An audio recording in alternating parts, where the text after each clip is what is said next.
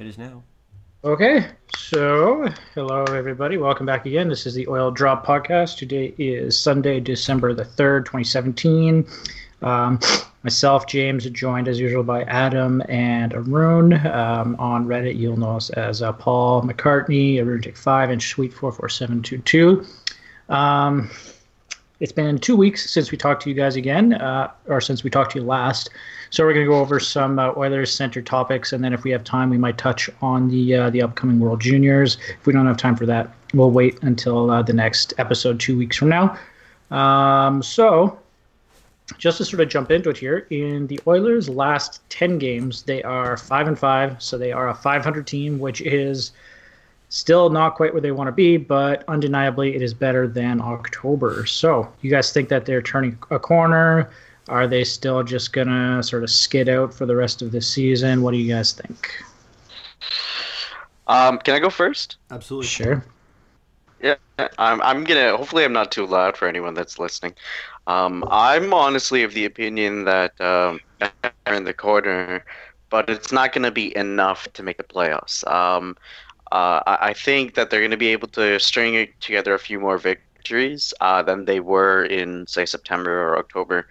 However, there's going to be a few speed bumps, few too many speed bumps they have to overcome, like the Brossoit having to be the starter for the next 2 weeks, Larson also being out for the next 2 weeks, and things in between for us to be able to consistently pull out like that 10-game winning streak that we need in order to be in the running for a playoff spot.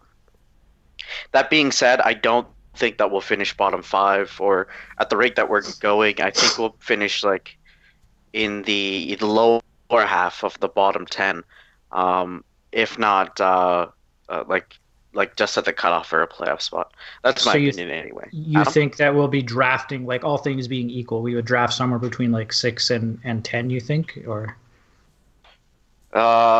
based upon our luck, I'm thinking we're drafting first, but well, you know what I mean, yeah, though. 6th and 10th. Yeah, I'm thinking between like 8th and 12th. I'm thinking around there. Okay. Adam, what do you think here? I mean, we're 5-5 in the last 10, but we're also 4 of 5 in the last 5 games. And it's odd to look at, but our opponents in the last 5 games haven't been super strong. The Flames game was, the last game was a great kind of example of what happens when a team plays really well for 40 minutes, kind of forgets the other team's actually a decent team, stops playing hockey for 12 minutes, and then gets lucky in the end. And for those who didn't watch yesterday, we went up 6-1. 5-1. And, it was 6-1. It was 6-1. We went up 6-1. And it was 6-1 in the third period. Flames scored 4 straight goals in the third period to bring it back to 6-5. And we got lucky that TJ Brody's a double agent. Basically what happened. But like Arun said, it's kind of, I think I'm kind of in the same boat where we finally started maybe turning a corner on our play. We're playing more consistently. I don't want to say we're consistent in any sense of the word, but more consistently. And it's just too little too late at this point. We're too far behind. No team at this point in the playoffs with our record, or at this point of the season with our record, has made the playoffs since the lockout. I think that holds true. We'll probably, I think we might finish a bit better than a record. We might end up being a bubble team, but I think we're pretty well out of the running for the playoffs. I'm just trying to, sorry, I understand. James, is that being a little weirder, or is that just my setup? I couldn't hear you. You lagged out. Okay, it's me. Don't worry.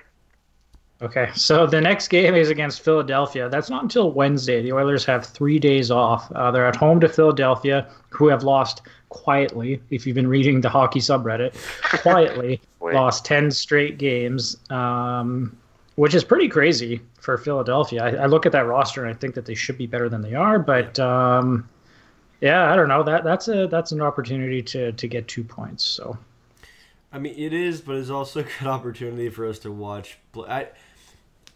My issue is I watch my Steelers every Sunday or every Monday whenever they play, and they play down a competition. That's been a Steelers thing for years, and it seems like this year the Oilers do the same thing, except they're not good enough to do that. So they play down their opponent and then get beat at their own game. Because, I mean, if you look at the Coyotes game, they really did not play that was bad. They played below their appointments in that Coyote game. Yeah. I'm going to be switching my setup. Okay. So I think the consensus here, though, is that the Oilers, they may be turning a bit of a corner, but it's a soft corner and probably not enough to get them into the playoffs, which is fine. Well, not fine, but... The worrying thing for me, at least, is like if they turn a corner and then now they're faced with the brick wall of not having Larson for potentially another game, maybe is likely coming back soon, and then otherwise not having Talbot for at least 2 weeks. And with how Brossoit played in the third period yesterday, which I think we're going to cover later, that brick wall is looking pretty daunting. Yeah, well, we only play 2 games this coming week, so... Hopefully. Well, we play a back-to-back next weekend. We're in Montreal next Saturday, and then Toronto next Sunday. So do you start Ellis in one of those games? I think you probably have to. Yeah, he could be the next Oscar Dansk. Who knows? Yeah, I really have no idea. It all depends on Brossoit, honestly. It does, because the schedule is not full enough to worry about overworking him for the next week. Yeah. So we got 3 days off here now. We play Philadelphia, then we have 2 days off, and then we're in Montreal and Toronto for a back-to-back. So if you start Brossoit for Philly and then Montreal on Saturday. If he gets lit up in Montreal, then I guess Ellis for Toronto's game, I guess. I don't know, man. The thing is, like, it's one of those things now you're looking at the teams, and Montreal and Toronto are not playing poorly. Toronto's obviously a good team. Montreal's caught fire since Carey Price has been back, so then do you throw Ellis to the Wolves of Toronto, or do you put him against Montreal, where Edmonton's had a lot of success against them, but... Maybe, yeah. I mean, Toronto's a good team. If I'm any goalie, I don't really want to be playing that team. No. The funny thing about the Toronto team, actually, is that I'm fairly certain... Over the past 3 seasons, including Toronto's bad season, we have a losing record against Toronto. Yeah. Outside of like one game where McDavid carried us and got like a 5-point game, and that's been our sort of like record against Toronto. And one thing I find hilarious is I actually have to track it a little further back, but I'm fairly certain for this season and last season, the order that's played is we usually play Toronto first, and then Vancouver plays them second. Either at Toronto or when Toronto's traveling to here, and both times that's happened last season and not yet completed this season, but will happen this season. We beat Toronto and then Vancouver beats them. Well, I mean we lose to Toronto and then Vancouver beats them. Excuse me. Yeah, I was going to say that's what's happening again this time, but it's kind of that. It's an odd thing, and with the Canadians too, we have a really weird thing against Carey Price where he's like 3-6-0 or 3-6-1 with like an 8-5 and like a 3-2 or something like that against us. That like is so weird. Outlier for Carey last game career. Though last game where they had PK and they played against us, they stomped us. And Carey Price was great in that. When they still had PK. I thought we still won that one. No, I'm fairly sure we lost it. Maybe we did lose the last one, but I don't think Carey Price started that one. They put Montoya in net for that one. No, we won that one. The most recent one we won. I'm talking about one that's when they still had PK Subban. Because Carey Price hasn't won a game against us since his like rookie year. Speaking of goalies, Talbot's out for about 2 weeks, and Brossoit, he's got the reins. This is his chance to really prove that he is an NHL caliber goalie with a future, if not with Edmonton, with somebody in the league. Given what we've seen from Brossoit so far, what do you guys think of it? What do you think of his play? What do you think of his future with the Oilers? Well, if he keeps going like he did in the third period, he's not going to have much of a future. That's for sure. Mm-hmm. I mean, that third period basically cemented for me like every problem that I have with Brossoit. It's bad goal let in after bad goal let in. It's not even like there's 2 of them which is close angle. There's one where Gaudreau is falling down while taking the shot. It's a fairly simple save. There's one where Bennett is literally way out into the side at the what's it called, the red line? I always forget the hash marks. Is it the hash marks? Between the hash marks is, but not the circles. He's past it. He's like to the point where the icing line is. Oh, the ringette line, you mean? Yeah, that's the that. Is that even on top the ice anymore? No, it's not. Just top of the circle. Okay. Yeah, top of the circle. Whatever. Top of the circle. And a little bit beyond. Basically, it's a really bad angle, and any goaltender should be making that stop. He has his pads up against the side of the net, and it squeaks through. That shouldn't go in, and that starts, the whole dominoes for a whole bunch of consecutive bad goals to start going in. Well, when we were talking last night, I said when it went 6-1 to 6-2, I was like, I don't know if this doesn't feel good, and I turned the game off at 6-2, and then 10 minutes later, we all start like yelling at each other in the chat because they're blowing it. I feel like we're conditioned now because over the last decade, whenever we get a lead, whether it's 2 or 3 goals, the moment the other team scores a goal, I'm going, shit, it's gonna be tied in 10 minutes. I know it. Like, and it's just like a little signal. Like, something clicks in my mind where I'm like, we're screwed, we're done. And the moment we hit 6-2 and you said that, I was like, no, I think we're okay. It's a different team, and they got to 6-3, and I went, no, we're in trouble now. And it's the problem with Brossoit, which he's admitted to the media before, is that he has a problem in between his head and in between his ears. His mental game is weak, and when you're up 6-1, and you give up a single goal, like a really weak goal, where it was the goal line goal from Bennett, and you got to refocus and go, okay, well, we're still up 6-2, just don't let it happen again. And it seemed like then when the 2-on-1 happened and Russell blew a tire, I was looking at where he was challenging that shot. He was in the net. Despite the defenseman having the pass, he was inside. He was practically inside his own net, so he gave the entire net for I think it was Bennett again to shoot at. Like it was I think it was Bennett. Yeah, I can't remember. Just went from there where it was another weak goal and then another deflection, and it was just it stacked up pretty quick. So if Brossoit wants to progress as a goalie, his mental game and recovery needs to improve significantly. He's got the skills. Mental game, yeah. We saw last game when he played against Toronto, he was fantastic. He kept us in that game. He was. He still let in 4 goals, but that the defense was awful around him. To be fair, like he wasn't. He was good enough to put us in a position to win, and he did the same thing today for 40 minutes, and then he jeopardized the game within a period. Yeah, less than a period, 10 minutes. 10 minutes. So it's you okay there, Arun? Yeah, I have a manual webcam that I bought for Black Friday, and I'm just setting that up because I don't like the webcam. Now you know the pain. Yeah. Well, it's set up. Sorry, yeah, I agree with you on your assessment. James, do you want to fill in here? How long does his contract go for? I actually want to look that up. I think he's expired this year, actually. Yeah. He's an RFA after this year? Yeah, after this year, yeah. Okay, I'm just going to double check that. I can see them not re-signing him. Yeah. The problem is where do we go from here for backups, right? Like we haven't had a lot of good backups finding, or track record finding backups. And Nick Ellis. I think Matthew Garon is interested in coming back. What about Martin Gerber? Fuck's sakes. That was the plan last year.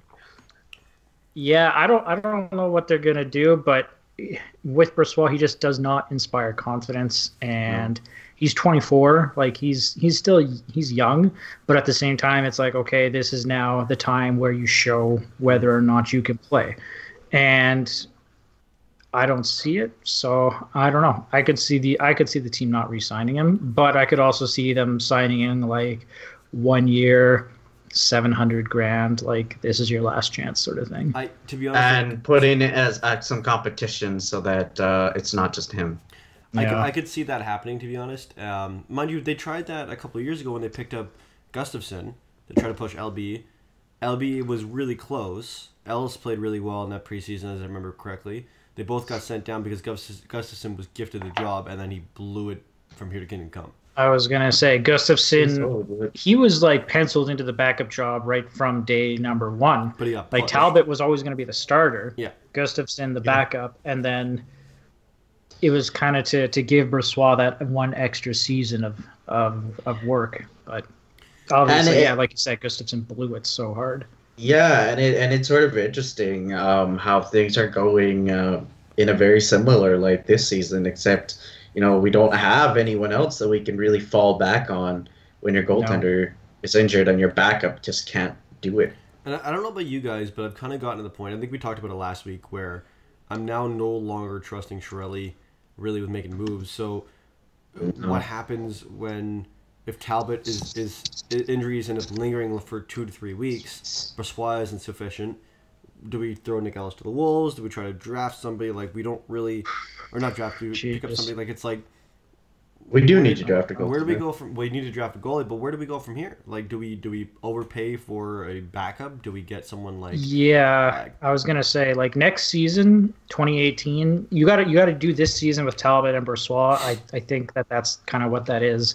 But next summer, there are some more expensive veterans that could be backups that are probably going to be available, like Halak, Cam Ward, Jonathan Bernier, Andrew Hammond, Ryan Miller, Antti Ranta. Arizona will re-sign him for sure. But I don't know if they will. He's been injured constantly, and he hasn't looked great in the games that he's played. Honestly, Scotch Wedgwood has looked better.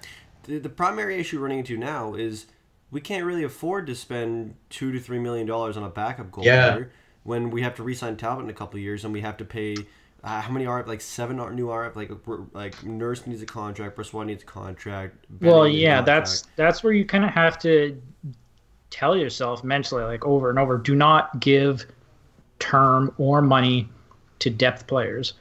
Bottom 6 forwards, backup goalie, third pairing defenseman. Like, you get 1 year, you get $1 million. Like, this is what it is. He's Chiarelli's dug himself into a hole now where it's like we have depth players signed at long-term deals with overpay. And the realistic only way to get out of this hole is to trade our second best forward this year in Ryan Nugent-Hopkins. They won't do that. I don't think so. Based upon how his season's gone so far, like, if they do that and this next season goes poorly, like, there's no way he goes by without getting replaced. Surely. It's the only large contract that they have that doesn't have a no trade clause or a no movement clause, is tradable, has value, it is an attractive piece in order to be traded, and the rest of the league wants, which would be at that point in time a 24-year-old center that's on his way to scoring a 30-goal season. If everything holds true, so on the Oilers, Nugent-Hopkins is on pace for 30 goals, 58 points this season. That's like a pretty good year. I don't know, man. It is. 58 seems low, but the 30 and the goal production is the big factor there. What's his offensive zone percentage right now? So I bet he's playing a lot of defense right now too. He has, yeah. I'm not sure. His defensive game has looked better this year than I've seen it in past years, and his offense is coming together too. It's just one of those annoying things where everything's coming together at the same time. He's become much better physical presence in his own home. Yeah, exactly. It's had we taken, again, it's if hindsight's 2020, but do you take $500,000 to $1 million off Lucic's contract per year and $1 million off Russell per year? That wasn't going to happen. We can afford. Let's be honest about No, I know Lucic wasn't happening, but if you take $1 million and $1.5 million a year off Russell, or maybe a year, or whatever, save some money in there, you're going to afford a backup. No, the biggest one where I'm going, you could have saved money is. I understand everyone's like contentious about this one, but the McDavid contract, you could have saved a little bit more money there, and we did save money on the McDavid contract. The Draisaitl contract, that's the biggest one for me, where I'm going like, he's already on the depth chart, being by every game being surpassed by Nugent-Hopkins this year, and it's getting to the point where he's slightly becoming more and more exposed for the fact that every time he had a good season, it perhaps wasn't his good season. It's because he was really good at meshing with star players. I think everyone was kind of Connor McDavid.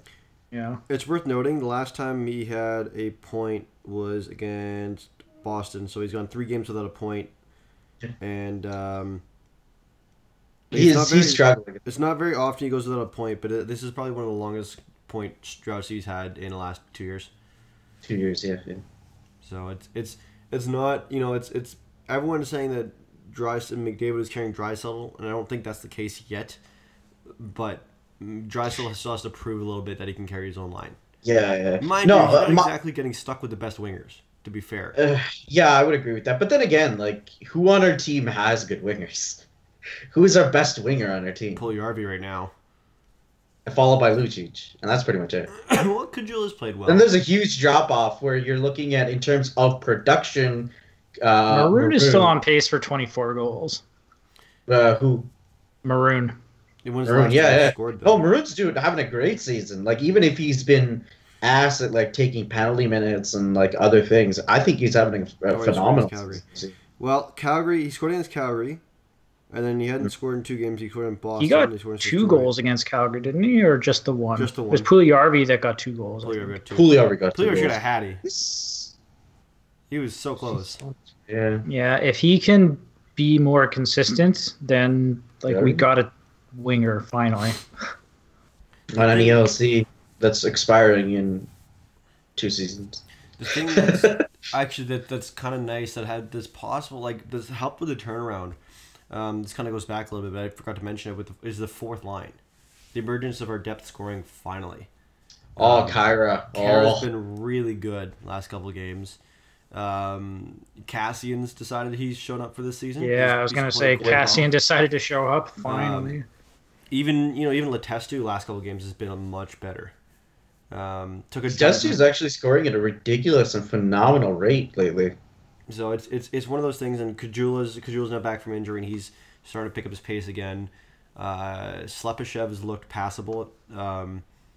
Hopefully Walker can help out. I know he's fast and he plays in a really aggressive game, but he's not going to break or make our team, but he's definitely going to help the 4th line speed, which will be nice. But yeah, Kara's been a revelation since starting the season early. So actually, on that point, do we want to talk about our 2 recent pickups and then what the one drop? So we went about sending to waivers Pakarinen. Or Pakarinen, I don't know how to pronounce it exactly. Second time you got it right. And then we claimed Nathan Walker, who is the first ever Australian player from the Capitals, after the Capitals tried to send him down. And we also claimed Brandon Davidson from, Montreal Canadiens. The former had multiple claims to him, and we got him because we were higher on the waiver line. And Davidson, I don't know how many claims he had for his name, but I'm assuming that we brought him in because we needed a good substitute for Greiba. I can't speak too much to Walker, to be honest with you. With Davidson, let's not get too ahead of ourselves. We know what Davidson is, okay? So he is not going to be a top pairing defenseman. That's not what he is. He is a 3rd pairing guy. Hopefully he pushes Greiba off of the team, and that's what he is. Like, he was on waivers for a reason. He's not a core player, but he is useful. So I think I have a lot of I'm sure I'm with a few people here where I have some memories of Davidson a couple of years ago moving up to our 2nd pairing at some point and playing quite well in the 2nd pairing. Really well. Yeah. But with that he looked on nights like he was our best defenseman. With that said, and he was playing solid like 20 to 22 minutes. Last year he was good enough for 3rd pairing, not a whole lot better. Yeah. This year obviously hasn't fit into Montreal's system. Claude Julien plays a kind of an odd defensive system, so it's, maybe he hasn't played that well, maybe it's a bit of both, but it's worth at the very least trying him again because he wants to be here, he likes Edmonton, and he's better than Greiba. I'm gonna chip in here with a question because my hockey skating knowledge isn't that solid. I don't know how to skate. Apologies to anyone shocked. But what exactly is meant by pivoting as a defenseman? Is it being able to switch from right side to left side, or is it one direction to another direction? One direction to another. So, and pivoting as a defenseman too is when a player's coming down on the rush and you're skating backwards. There comes a point eventually in a rush where when they're entering your zone, you have to pivot and be able to skate forwards with their forward to cut them off, depending on the rush. But if they're going up the boards. And if you have trouble pivoting and maintaining your foot speed on that turn, the forward can just often blow past you, especially if they're like McDavid's speed. So if we look at the Manning play with McDavid, part of the reason Manning had to grab McDavid is McDavid had blown around the corner on him. And so therefore, in order to pivot, he had to just basically haul him down. Yeah, because one of the comments that I saw because the forums and whatnot, Montreal Canadian fans chipping in terms of what they thought about Davidson before he got sent down. One of the comments that was stated is that I've never encountered a defenseman that could play in the NHL that can't pivot, and I don't remember that being an issue for Davidson. It's not a dramatic issue. His skating was generally pretty I good. think it perhaps is because I'm chipping in here, Julien's system, which allows for a lot more odd man rushes and breakaways. Do you think that would be it? It could be. Davidson also did have he had some issues when he returned from injury after Tkachuk slew-footed him. Yeah, that's true. I mean, it's possible that he has a minor injury or something. Also worth noting, Jedi Madawan has a bunch of questions for us. I just checked the live. Okay. We'll hit those up. After finishing this up. It's possible. I've never really noticed it being an issue, but then again, it's not necessarily something that comes up too often if you're playing a defensive system where you're not going to be constantly caught in a rush. Yeah. Sorry, I'm going to fill in really quickly under Nathan Walker, and then we'll go about answering those questions. So Nathan Walker the key thing about him is he's fast. He's really fast. He adds a lot of speed to the team, but that's pretty much like a one-trick gimmick that he sort of brings. The rest of his game quite isn't at the level that his speed is at. Hence why he's like a 12th, 13th forward on most teams and got sent down by the Capitals. But considering that our winger situation right now is that we have as slow as molasses players, it's always a positive to bring in a fast guy like Nathan Walker. Although I think it's going to be a lot like Magnus PRV Svensson, where we get a lot of, oh, that's a chance, but we're not going to get a lot of, oh, that's a goal, right? Anyway, that's my way to address that situation. Not a lot of finish to him then. Yeah. Harvey here. Yeah, he's all Australian, no finish. No finish. Ha!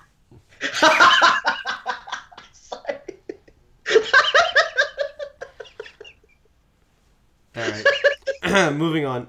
That is the most appropriate response. So Jedi Manawan asks, LB has so many flashes of brilliance, then so many flashes, his comment, of absolute horrible goaltending. I want to believe him that his third period drained a lot of faith I had in... Sorry. I want to believe in him, but that third period kind of drained a lot of faith I had in him, and I don't think that's an uncommon opinion. Yeah. I didn't listen to... what is it? Now, go away. I mean, this is now back-to-back games from Laurent Brossoit where he's allowed 5 or more goals. No, 5 goals.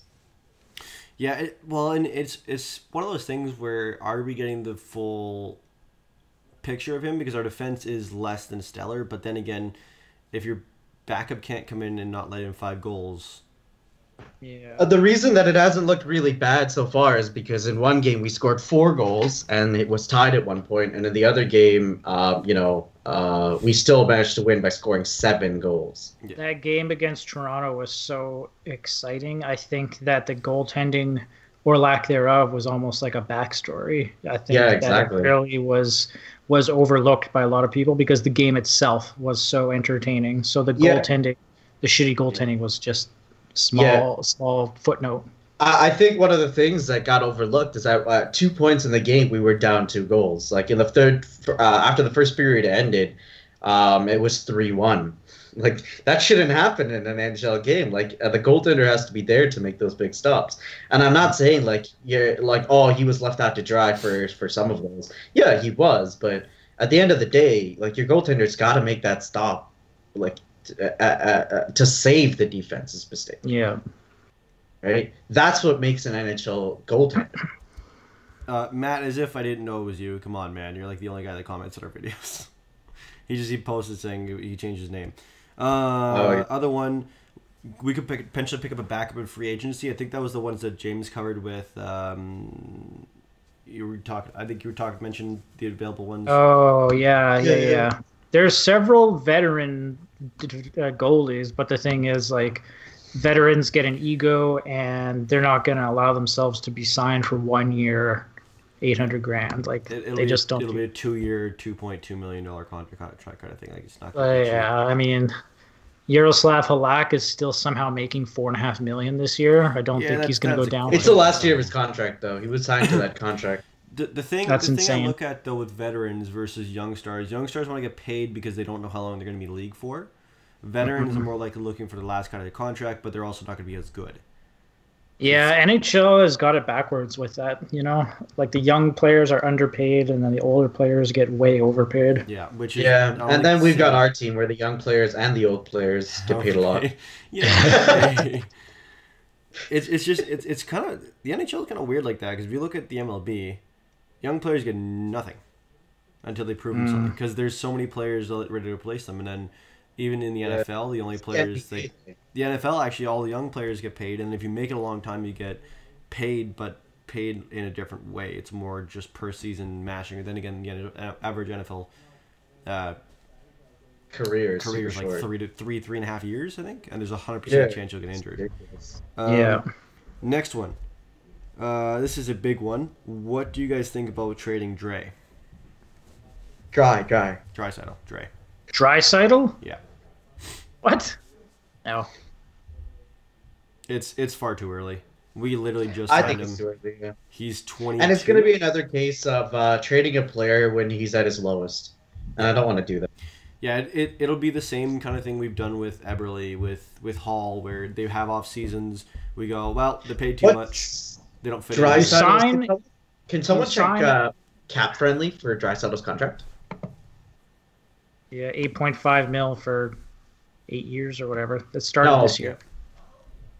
Yeah, but I'm looking for there's a no trade and no movement within there. I don't know which years it's for. I'm fairly certain it's the entire contract. It doesn't say it anywhere, actually. Right. But anyway, when you trade elite offensive players, whether you want to classify Draisaitl as elite is up to you. But you trade good offensive players, you never get 100 cents on the dollar. Like, you get a bunch of dimes and nickels. You know. No, it's true. Between the last 3 years of his contract is modified, no trade clause, no movement clause. I will BRB. Okay. What we have to talk about next? So, and aside from moving on to our topics, has anything jumped out to you in the last little bit? Like maybe, I don't know, the power play and penalty kill. I think power play. I'll have to double check the power play percentage. 23rd in the league now. By the way, I checked it. Just like power play. 23rd in the league at 1 second here. Pulling up on my phone, 17.1% for 23rd overall. Yeah, power play is weird. We watched the video, by the way. My video? Yep. Huh. Skype closed for some reason. What the hell? Yeah. I'm just alone. Like always. 1 is the loneliest number you could ever do. There we go. You should do a stream where you're just singing. That would work. I don't want to torture people. Back on topic. Power plays at 17%. 17.1%. Yeah, 17.1%. Yeah. Okay, so I'm going to pitch in on the power play thing here and state that our power play is weird. And I mean weird in the sense that we'll have a stretch, our power play is really good, and then we'll get our power play to be like, I think it was something like, what was it? It was a ridiculous percentage. We jumped up to like 6th in the NHL, and it was like a 23%, and it was a very good power play. And then now we have this stretch where we're going down to 17%. So I think we went like 0 for 6 in one game or something like that. Over 5. Yeah.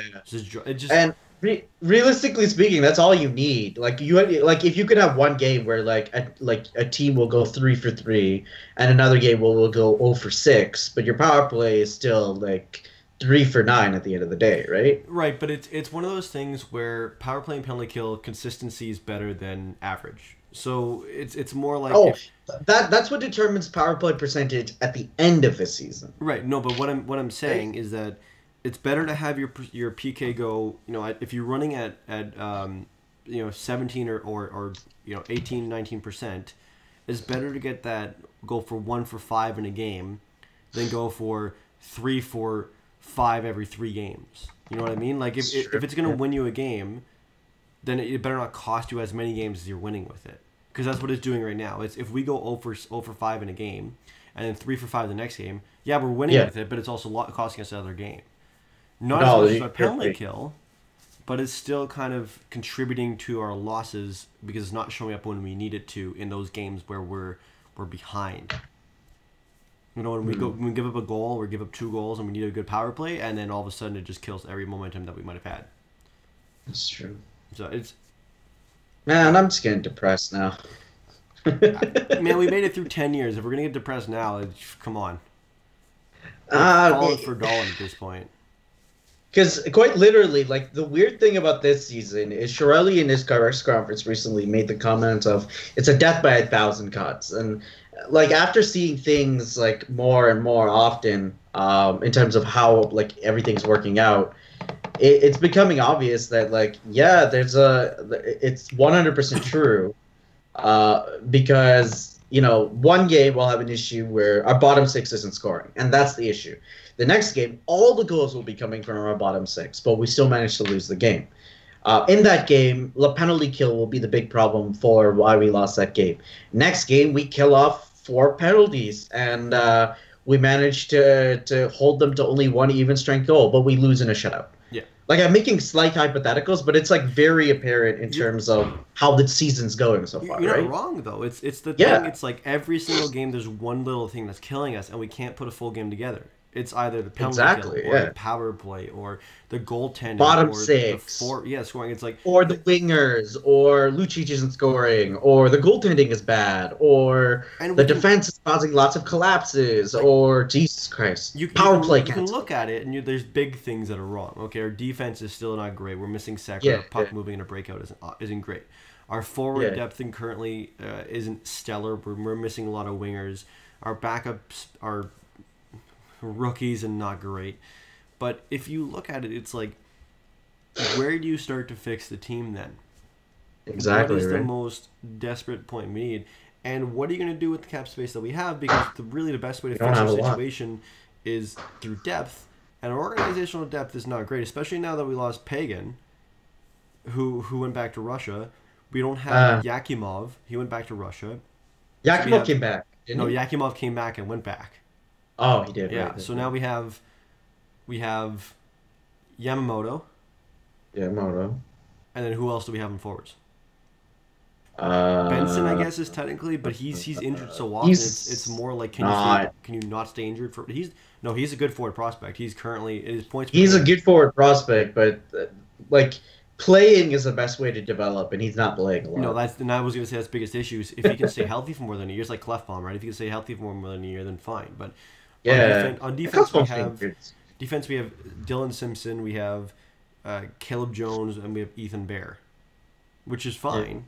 And then we have Lowe and a few other people that are coming down the pipeline, but we don't have any forward prospects outside of Yamamoto and I guess Benson to an extent. It's one of those things where all of our forward prospects are currently in the lineup, and they're not performing all at the same time. It's like we can never get. It was like last year we got on a roll. We'd win 3 or 4 games in a row. We'd lose 1. We'd win 2 games in a row. We'd lose 1. We'd win 3 games in a row. We'd lose 1. Now we're getting to the point where or lose 6 in a row like we did once. But this year it seems like whenever we get into a game where we play well, there's still something that's killing us at some point in the game. Yeah.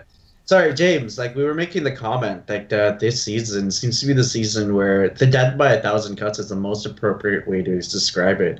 Because like one game it'll be penalty kill that kills us in that game. Next game penalty kill is fantastic, but we can't score. The next game our top 2 forwards or 3 forwards will be scoring, getting all the points. We still lose the game, and it'll be our bottom 6 can't score. Bottom 6 scores the next game. Power play can't score. Power play scores, goaltending lets in 5 weak goals. It's like every other game, it's a different problem. We fixed the last one, but that also means that like 4, 3, or 2 games later, that problem will be just coming back. Mm-hmm. Yeah. We just have no consistency with this team. Like, even being consistent in our mistakes would be nice.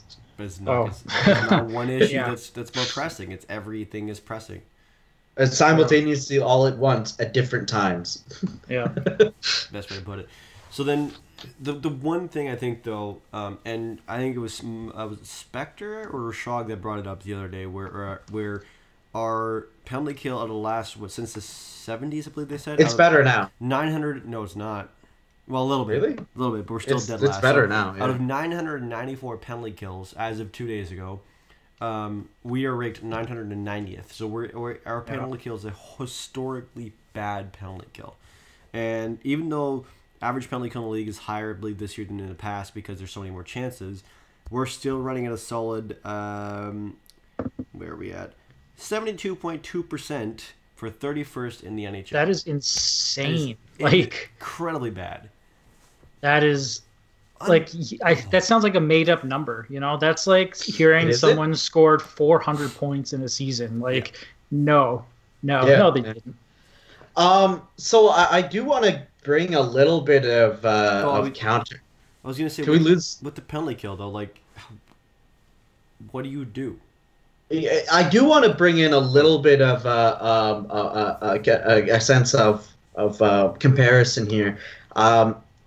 Not about 3 or 4 games ago, Calgary was the worst penalty kill in the league at 71.2%. They've basically switched spots with us, is what's happened, right? In terms of rankings as well as percentages. So as bad as we are right now, I would make the statement that it's going to get better. But the point still stands. I just want to give a bit of a comparison because we can't just look at, this is what's happened in history. You also have to look at what's happening right now. It's fair, but when your team, even if Calgary's down there too, then if they're in that 900 range, that's still an issue. It can't. If you want to be a good team, if you want to be even a bubble team in this league, you cannot have a penalty kill that is dead last in the league. Mm-hmm. And the problem is I don't know what the solution is at this point because it's like if you're watching their positioning, they're not always in position, which is fine. But it seems like there's always something off about what's going on. Either they're not moving the puck fast enough, they're not maintaining the box, the goalie's in the wrong position, they're covering the wrong guy. I don't know if it's the system they're playing and Jay Woodcroft and as the other assistant coach needs to be fired, or if they just need to overhaul the system. It's just. I'm saying system so many times you'd think it's fucking the Canadians again. Yeah, respect the system. Oh, sorry, respect the system. Senators, the Boucher's system. It's just it's gotten to the point where I don't know what to do about the penalty kill anymore, but something needs to happen. Yup. I don't know what else to say other than yup, because I'm fairly certain our penalty kill will get better from here, but it'll be better because of law of averages and not because we're actually a good penalty kill. We're not going to improve. It's just statistically it has to improve because it has to improve on some level. Because we're not the what was it? I forget the year. It's 93, 94 San Jose Sharks. Something like that. I don't know. Fuck it.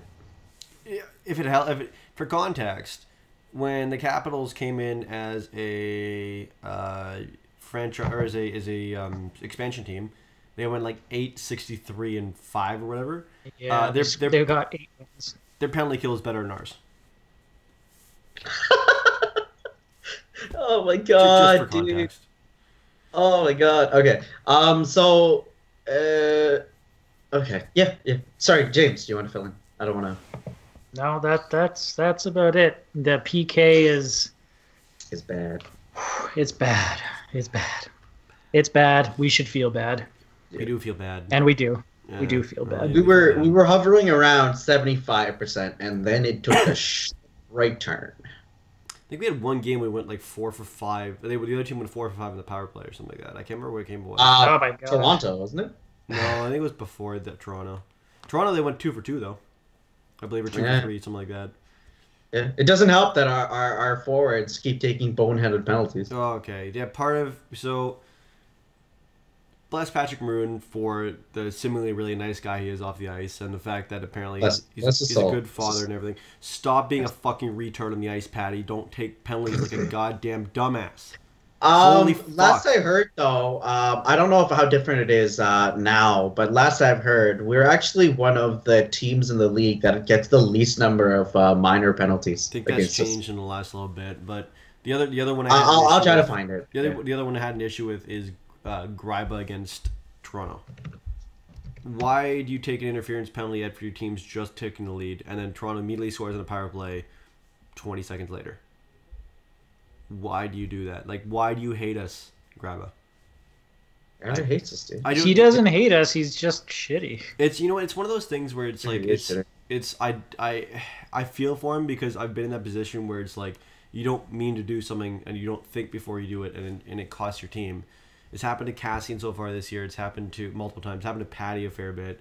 It's happened to Greiba, and then it's just one of those things that it needs, in order to be a good team, you have to have more discipline. And I'm sure they know that. McClellan's been on their ass about it. And maybe this is part of the issue with the media is we insist the same thing over and over. But I'll have to look at rankings. But in terms of total minor penalties by individual players, our worst guy for that is actually ranked 13th in the league. It's Darnell Nurse with 11 minor penalties this season. So you know what? And then Maroon with 10. Our penalty minutes are still, we're actually 28th in the league, which is at 11.2 minutes per game, which I believe means that we're taking very few penalties. Yeah. I'm fairly certain that's how that works. I know, yeah. But the sad thing is when we do take a penalty, we're taking among the most minutes per game. Are we? Yeah. So I just checked Philadelphia. So we are 28th at 11.2, and Philadelphia is 20th at 10.2. So we're taking among the most penalty minutes per game. Oh shit. Yeah. Oh shit. Yeah. Oh. Look at James just showing off his apartment. Yeah, and we're going on a tour. Everyone, this is the James's apartment tour. Welcome to the video. I'd rather a mustache ride tour. Thank you. November's over, but I'm still keeping. That's the guy in the handlebar. So let's get back to topic here. Yeah. Anyway, what next? Eberle and Hall talking about our media or what? Yep. They're just talking shit, man. Talking shit about us talking shit. Talking truthful shit. It turns out they watch us more often than we thought, and they hate us. Yep. Yeah. So I think it's just a vocabulary issue more than anything else. But there is a point to be made here. It's that, whenever a mistake happens, for example, the biggest thing I look at in terms of the whole, what does the media do? It's not that McDavid turnover, I'm just Spector likes to talk shit, and that always happens. But the biggest issue for me was not last season, the season before that. Eberle had a really bad issue where he could have forechecked on a goal that Calgary scored, and we got blown out that game, 6-0, 3 games before the end of the season, and it was one of our last home games, last matchup against Calgary. Get blown out 6-0, and Eberle has a bad back check where he gives no effort, and I think it's fucking Monahan scores. But Spector then turns an entire session into pulling apart how Eberle didn't get effort and didn't care enough in order to prevent that. And the one thing that ticked me off, because I went to that game and I saw it live, and I had really good seats, and I hated my life. But the one thing that stood out to me with that was it was already a 4-0 game in the third period. What difference would it have made if Eberle went in and backchecked there? You go to look at any other player at any other team that is sitting at third last in the NHL, and you go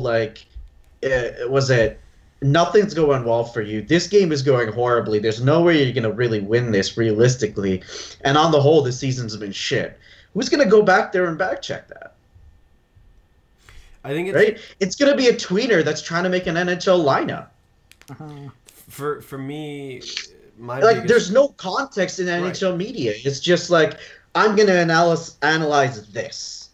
and this alone. My biggest qualm with Edmonton specifically is that I find the old boys club, or that mentality of hockey where it's hard. It's the players. It's hard. It's forecheck, back check all the time, block every shot. That's pervasive opinion of the media, and it's not necessarily a bad thing to have, because it kind of puts into context some players that don't maybe don't do fancy stats that well or play fourth liners. You can look at the fourth liners in a bubble and say, yes, this fourth liner is good, this one's bad, blah, blah, blah. That's why like Ryan Jones was so well liked. It's why Smitty was so well liked. It's like Kara's getting a lot of praise right now. It's because they're playing the game the right way. There was a puncher that was really well liked too for that reason. Stortini. Yeah. Zach Stortini. Zach Stortini. He was an awful player, but he had grit. So, but if you look at the modern day NHL, those aren't the guys that play the game at that level. It's now, it's McDavid, it's Draisaitl, and they don't make the same kind of plays because they're looking for opportunities to jump the rush, they're covering their man, they play positionally. And I feel like because of that, Edmonton media will focus so much on one player and one play that will cost them the game that they ignore all the other little plays. Like, for example, so many people went to defend Russell after that goal against, but everyone he should be criticized for it. It was what are you doing? But at the same time, okay, well, what about Greiba's play earlier, or the fact that Brossoit let in 4 goals or 5 goals that night? It's like, it's the kind of thing where it's like it seems like at times that the Edmonton media gets so focused on a single play a night that they can't focus on the game as a whole, or they get so focused on one player they ignore that for the mistakes that one player made, or maybe the fact that Kara had a terrible turnover that led to a shot on goal that led to a goal against, or Greiba had that stupid penalty that cost us immediately after getting scored against, and no one really mentioned it. It's just a weird area for media in Edmonton. And I do want to expand on this. James, I'll let you jump in right after I'm done. I do want to expand on this, and that it's not necessarily like every media does this. Every media will have like a player and a play that they pick out, and they go, "That's the turning point." And like there's literally on the one of the top was it analysis or broadcasting websites or TSN, where they have a moment that they title TSN Turning Point. But like there's the difference with Edmonton is that will stay for 2 games, 3 games, 5 games, 10 games, 20 games. And even when that player shows that, like, that was just a one-off, like, it's not an issue. 4 games later, like, if even a glimpse of that shows up again, that's the main talking point, right? It's the fact that once, like, it's not just a media thing, and I don't want to talk about that in terms of vocabulary. It's also a fan thing. Absolutely. Right? Because the fans are the worst in that. They'll constantly harp on that. And then you look at, like, what Eberle and Hall are doing now, and you're going, like, well, damn. Yeah, Hall's having a hell of a year. Dude, you're super quiet right now. Can you hear me now? Oh, that's better. Yeah. I was gonna say, I think you wanna fill in on that at all, James? Because like you have a very different opinion in terms of how it all comes together. No, not really. Like I think that Edmonton always has to have a whipping boy. That's what I find, but I don't think that that's exclusive to Edmonton. Adam kind of touched on this before, but the old boys club, those players have a certain way that they played the game, and if the newer players don't play, then are they going to fit? You remember? Did you ever see that video on YouTube where the Bruins make the Seguin trade? Yeah, and one of their key arguments was that Seguin didn't fit the culture. Yeah, exactly, and that's the same sort of bullshit that I'm sure goes on in the Edmonton room, and it's stupid. Like, you don't trade a player like Seguin because he doesn't fit the culture. Like, what the fuck does that even mean? Like, change your culture to fit Seguin. Like, it's dumb. And look at that now. Like, that has bit them in the ass so hard. Every pick that they got from that turned into nothing. Louis Eriksson is wasting away in Vancouver, and that's probably got to be one of the worst NHL trades, in right up there with Griffin Reinhart for a 16th and a 33rd. That was an awful trade. Part of it, I think, for me too, is that like even I think we're guilty of this, is when Eberle played so poorly in the playoffs last year. I think we had said, he's gone, he should be traded.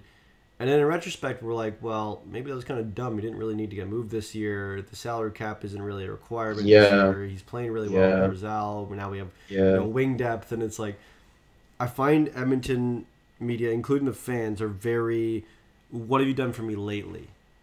It's very everyone much, is. Yeah, you were good, 5 games ago. But where's the goal scoring gone? You made that stupid play last game. So, what? Yeah. Why should we keep you kind of thing? It's like very much prove it now, which, I mean, at the same time, some of the management's been like that. If we look at Jeff Petrie, T-Mac decided that he hadn't shown him anything lately, so he's like, prove me now. And that was one of the, still, I think, one of the... He could have been a serviceable top 4 defenseman. Top 4. I wouldn't say top 2, but definitely top... Or bottom, not top 2. 4. Definitely not top 2. It's one of those things where it's with Eberle. Okay, well you were kind of shit for this season, so bye. And it's like it's not necessarily and shit in comparison too was he was still 3rd in team scoring. Yeah, still got 50 points. Yeah, so it's just 51. It's one of those things that I think maybe it's not pervasive necessarily in just the media, but maybe it's pervasive in the team as well. And I don't know if it's hockey as a whole, but it seems like a lot of times in Edmonton specifically, it's very much, hindsight is 20/20. But what have you done for me now? Like it's like where are we now? What have you done for me in the last 10 games? And if you haven't, then maybe you're in the doghouse. I think we're talking in a little bit of circles about this. James, did you have anything to add? No. Okay, me neither. Do we want to go on to something else, like an NHL overall topic really quick? Because I think it's fairly obvious that there's something wrong with the NHL media situation, but it's exactly hard to pinpoint it because we're analyzing ourselves. Absolutely. Okay. Well, worth noting the Sabres are dead last again, and everyone calls us on being shit, and then they do that. So I don't hate Buffalo. I just love the irony involved in all this. Yeah, the Buffalo Sabres is just like, what the fuck, dude? Second last in goals against, last in goals for. Pretty sure they have the second worst power play. Holy shit, the Columbus Blue Jackets power play is 9.3%. Yeah, they're tragic. Oh. Yeah. And honestly, the only good thing about the Sabres, if I saw it, was that they've got a fairly good penalty kill. But other than that, they're ass. And Jack Eichel's not exactly playing poorly. It's just that. No, he's playing poorly. Is he? I have him on my fantasy hockey team. He's playing poorly. They've been shut out 3 games in a row, dude. And last game they managed to end it by scoring 1 goal. Yeah. So I'm just gonna check it. Check his stats. I thought I'd read something online that he was playing all right, but 20 points, he's 27 games. Ooh, not stellar for Jack. Yeah. How many points? Sorry, you didn't hear it. 20 points in 27 games. Exactly. I don't know. Evander Kane has been the best forward for the Sabres, who they're looking to trade away and not keep. On the whole team is struggling. Ristolainen hasn't scored yet. They're the only team, I'm fairly sure, in the NHL where a goaltender hasn't scored a goal yet. A defender hasn't scored a goal yet. Holy shit, that's very different. Quite literally, it's like a team where they had 2 fairly good goaltenders, fairly okay goaltenders, and Leonard, and I think it was Nielsen. And the better one of the 2 was Nielsen, and they let him go, and now goaltending is now a problem. This is a weird team. It's a team that's just constantly losing. It's very Buffalo sports. It's true. Yeah, they're spinning their wheels as bad as Edmonton is. Although one thing to be said is that the Coyotes have played 2 more games than the Sabres has, so they could easily catch up to the Sabres, and Sabres could easily catch up to the Coyotes in 2 games. Woo! Woohoo! Yeah. Carey Price has played like 5 games and has been otherworldly.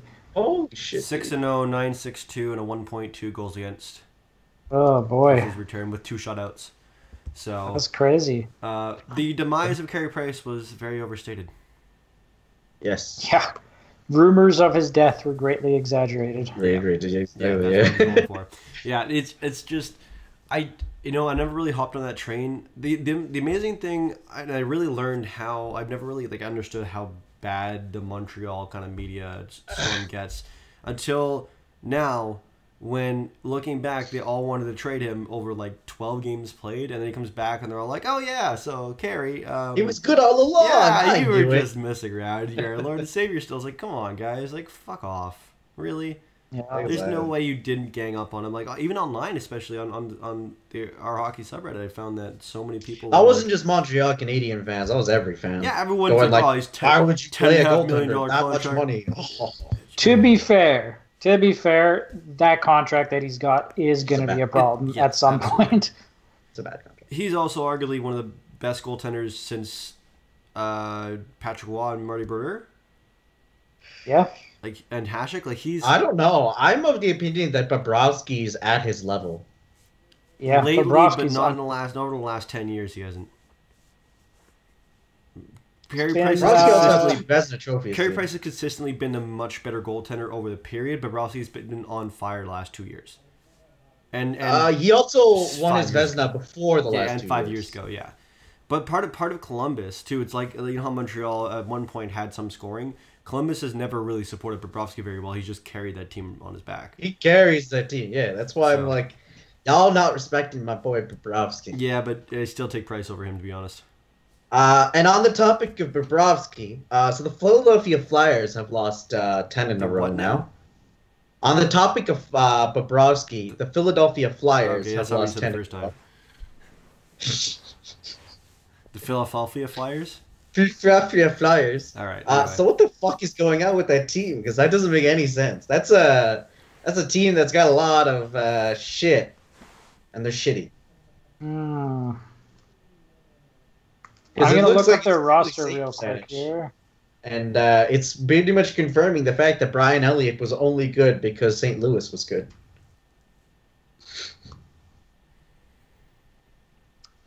Claude Giroux's still scoring over a point a game. Voracek over a point a game.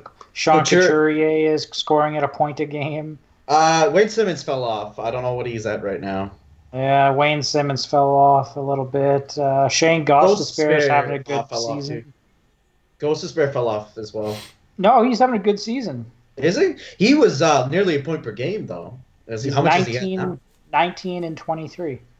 Okay, yeah, never mind. I take it back. Yeah. He's still chugging along. But, quite literally, a lot of their losses in this 10-game losing streak, not a winning streak, has been OT and shootout losses. Yeah, they're a top-heavy team, too. So I'm looking at their younger players that have started to come in. So they've got Travis Konechny, Nolan Patrick, Jordan Wheel, Scott Lawton.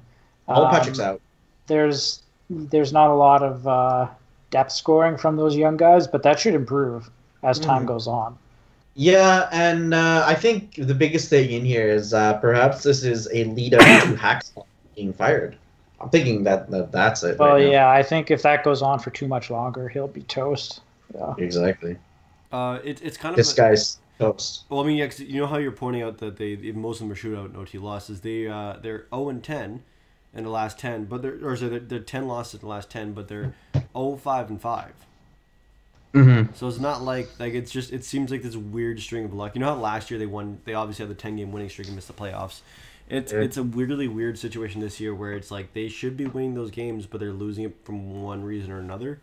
And then they're probably not going to make the playoffs again this year, but it's just one of those weird things that you go from a 10-game winning streak one year to a 10-game losing streak the next. It's an odd situation. I don't know. I mean, you could easily go from scoring 10 goals in one game last season and 10 goals in another game this season. Anything can happen. Sorry. All right. You guys got anything else to chip in on, or are we pretty much done then? Who's first in the NHL right now? I wanted to ask this question last podcast, but who do you guys think wins the Hart Trophy this year? I want to say it's too early to call, but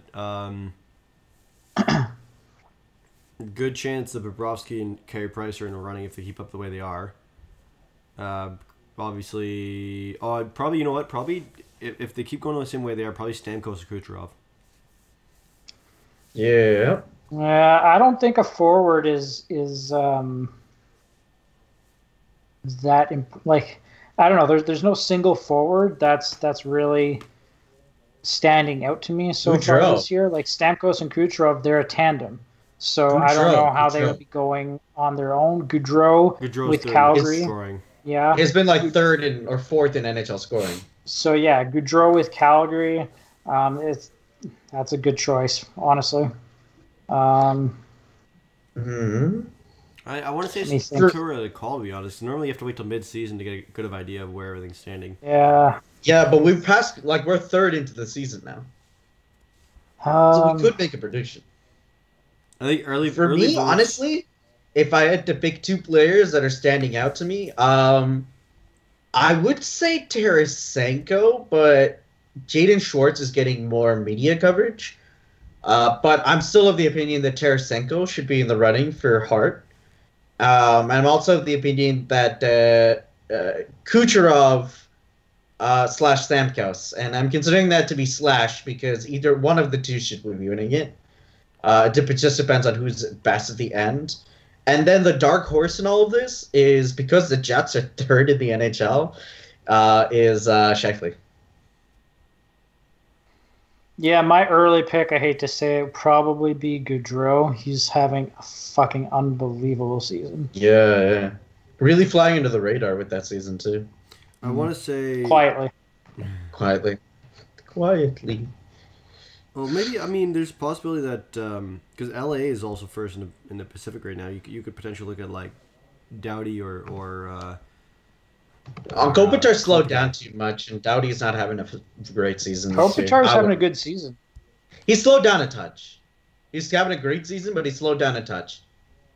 Where if you compare it to like Kucherov and Stamkos, they're having phenomenal seasons. They've slowed down a touch, but it's not enough for them to be taken off that consideration, right? I think as of a couple weeks ago when they'd released the early favorites for Hart, I believe Kucherov was first with Stamkos, and I think Bobrovsky.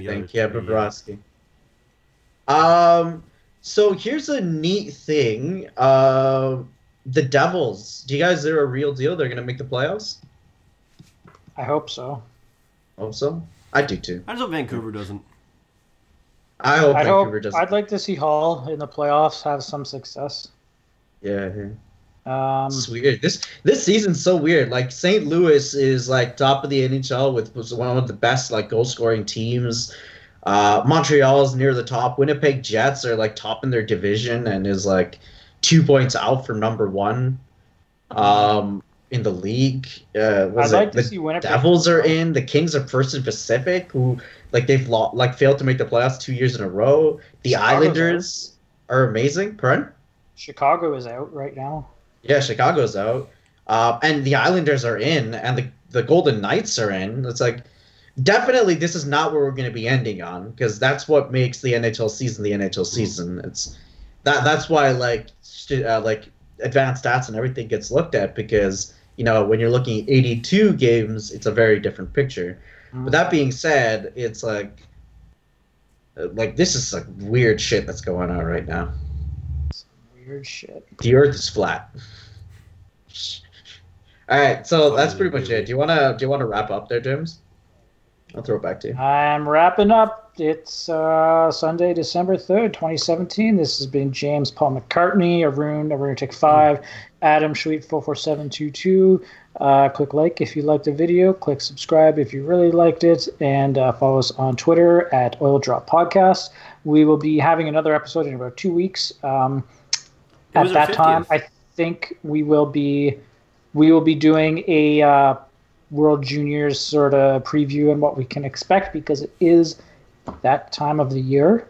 If you have any questions for us, if you want to talk shit, just tweet us, or you can catch us on Reddit. We're usually in the Oilers subreddit.